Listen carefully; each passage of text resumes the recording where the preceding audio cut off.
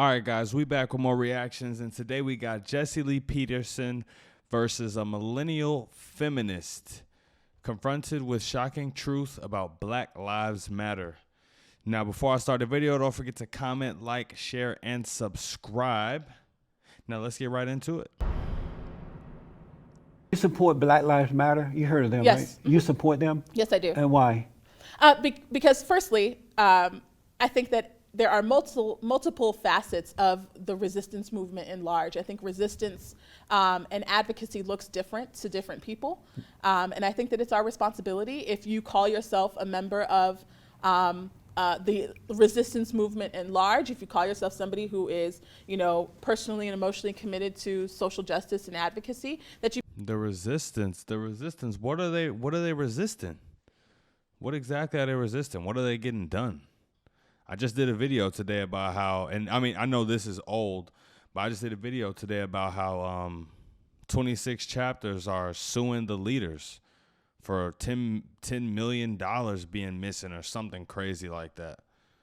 You be consistent with that, and you support organizations that may be doing it differently than you, maybe utilizing different methods, but are also working towards the... Well, I'm extremely proud of the fact that their quick organization and action around the uprising in Ferguson, their calls for police accountability led directly to the first piece of legislation around body cams in this country, where several different municipalities across this country and states, took that into account and implemented legislation.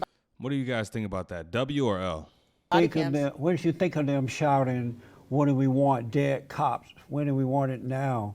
Pigs in the blanket, fry 'em like bacon." Did you support that? I don't know who chanted that. I didn't Black hear Lives that. Matter did. I didn't hear that. You never heard it at all? No. How did you not hear it?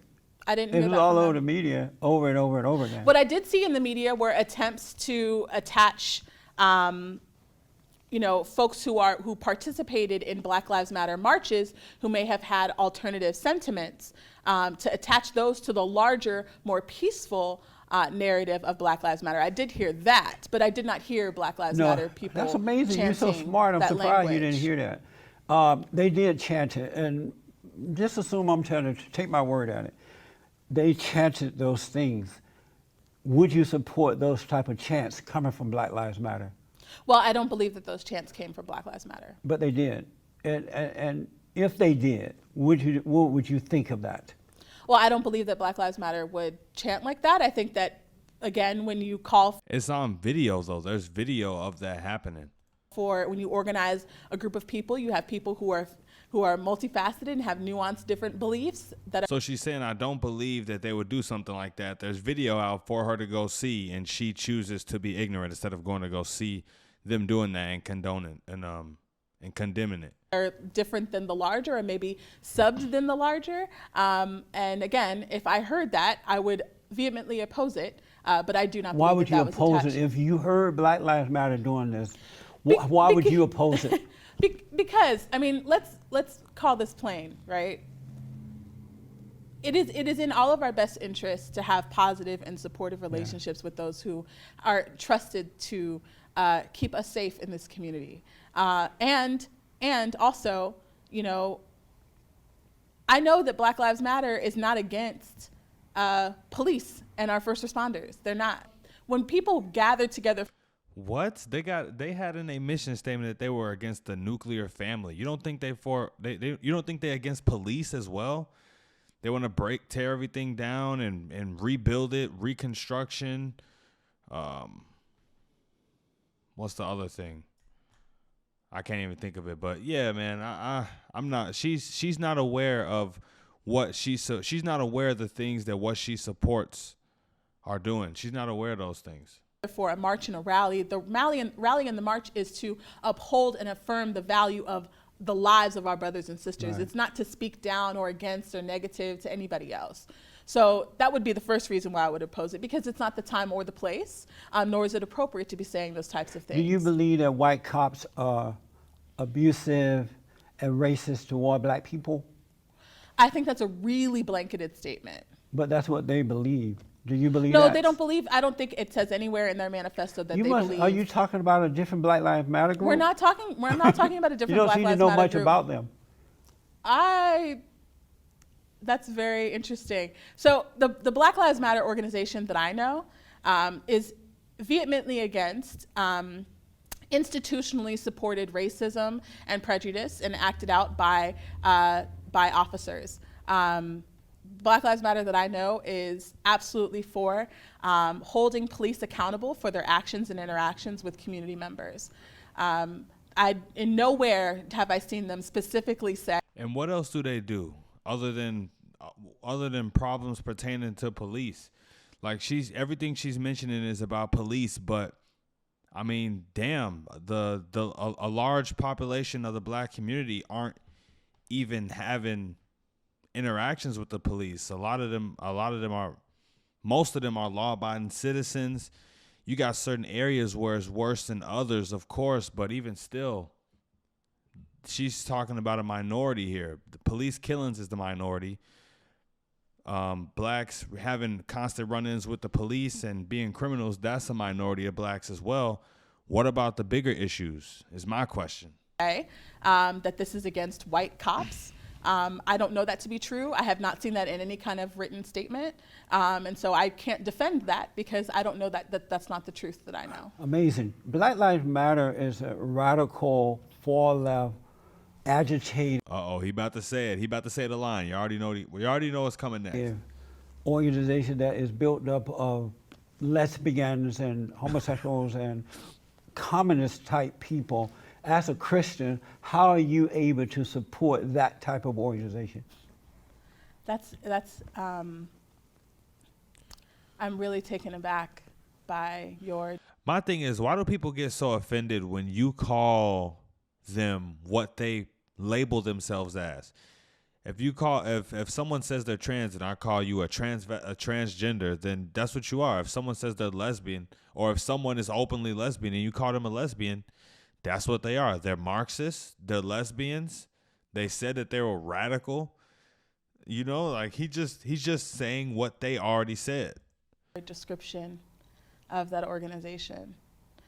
If the founders are that way, don't you like? It's expected that that'll trickle down to all the branches and everything else. And now look where we are today with BLM. I'll simply say that what I'm most proud about through all of my work, whether it's been contracted work or serving public officials or my own entrepreneurial endeavors, is that everything that I've opened my mouth to support has been rooted in equity, social justice. Of time, how are you able, as a Christian woman, being a Christian, how are you able to support Black Lives Matter? Knowing that, what I just said about them. My godfather, Dr. Cornel West, said it perfectly that. Cornel West's goddaughter. Okay. Love is what justice looks like in public. Justice is what love looks like in public. And as a Christian woman, I will be held to a standard to ask, what did you do for the least of these? You know, how did you earn your keep on this earth? Are you telling me how you're able to support them? This is how. This is how you can support them as a Christian. This is how I can support them. You're saying that you love them. Excuse me? Are you saying that you love them even though they're radical? I'm saying in love for myself. I don't attach. Let me just have it be very clear that all of the labels that you attach onto Black Lives Matter, the movement, the members of the movement that you so outlined before this exchange,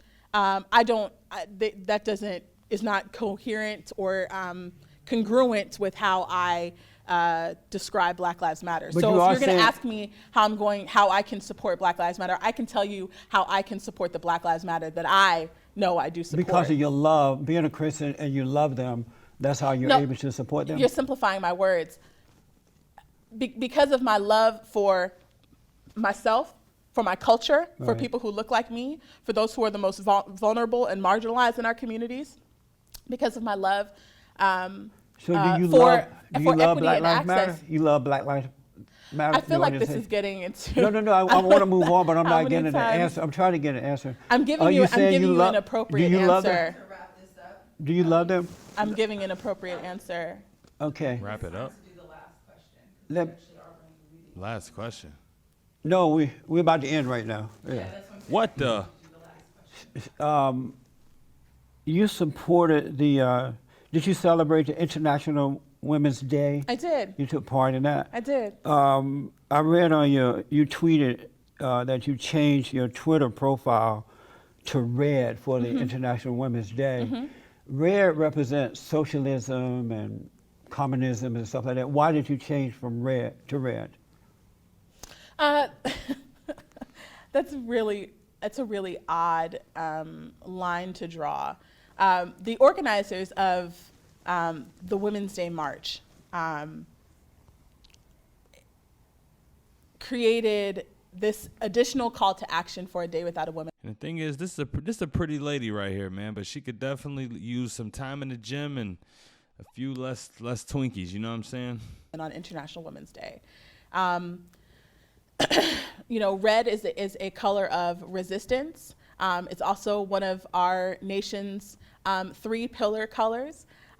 Red also is a sign of strength, can be a sign of distress. And I think that it was all too fitting for us to use red to exclaim that we are here, that women should be affirmed and supported on every day, not just International Women's Day. And it was, I was proud to take part. I still had to work. I wasn't able to abstain from unpaid or paid work, but I did wear my red, and I was proud of that. Normal people don't know what the complaints are. We hear the rallies, we hear that people are afraid, but we don't know what they're afraid of or what they're complaining about, because we have a new administration who has not done anything yet to make them feel whatever they're feeling. What do they want? We don't know what they want. Trump only been there since January. So Trump was in office when this interview was held. People, right, the ones who are not wearing the red and protesting and running in fear. Those are normal people. And living in fear. What are they afraid? What do they want? Well, I guess I'm a part of the non-normal people, so I wouldn't be able to tell you what they think or feel. My last question is, as a black woman, I've been wondering this for a while. How do black women see black men today? How do you see black men? That's a good I think question. that's a question that is extremely heavy and weighted, and I don't know if we have the time to unpack it. But what I see constantly when I look at my brothers is strength, possibility, opportunity, hope, optimism, love. I see reciprocity. I see a growing love of self, and I'm. I don't know. I feel like she's just all talk. I'm not really buying it. I don't know. Y'all buying the chat? Type in the comments below. Proud as a black woman to speak that to black men whenever I do see them. Yeah, that didn't get as spicy as I thought it would have, but a conversation. Let me know what you thought about that in the comments below. Send me more clips to react to. Don't forget to like, comment, share, and subscribe. Peace.